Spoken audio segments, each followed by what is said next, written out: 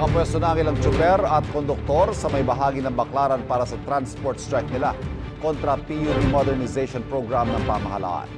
At may unang balita live si Bam Alegre. Bam! Diba, magandang umaga. Nakikita ninyo sa ating likuran ngayon, currently sinasagawa ang programa ng mga nakikilos protesta ng mga tsuper dito yan sa Baclaran. Pinagsamang pwersa yan ng manibela at piston. Sila yung nangunguna sa transport strike na ngayong araw hanggang bukas.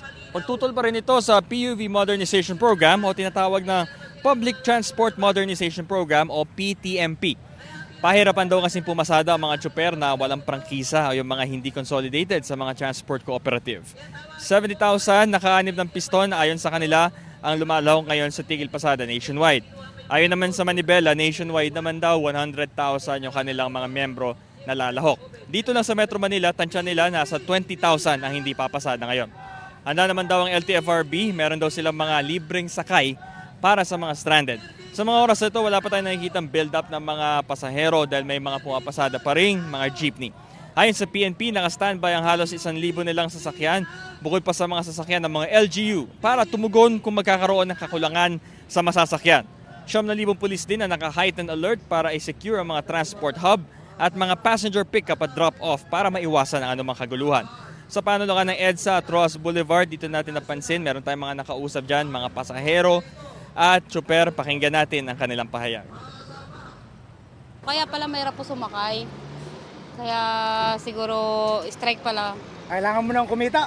Okay. Tagal kasi natingga yung tambay. Panawagan po namin, sana po ibalik yung aming 5 taong prangkisa at muli buksan yung franchise consolidation para muli kami makapag-rehistro ng aming sasakyan at tuloy-tuloy kami makapagserbisyo sa aming mananakay at mga kababayan.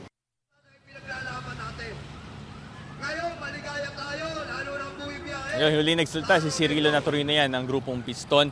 At sa mga oras ito patuloy ang programa at meron din mga naka-standby na kawani ng MMDA. Ayon naman kay Pangulong BBM, ay tuloy daw ang consolidation at ayon sa kanilang tansya, 80% na raw yung compliance rate na ito. Ito ang unang balita mula rin sa Baclaran, Bam Alegre, para sa GMA Integrated News.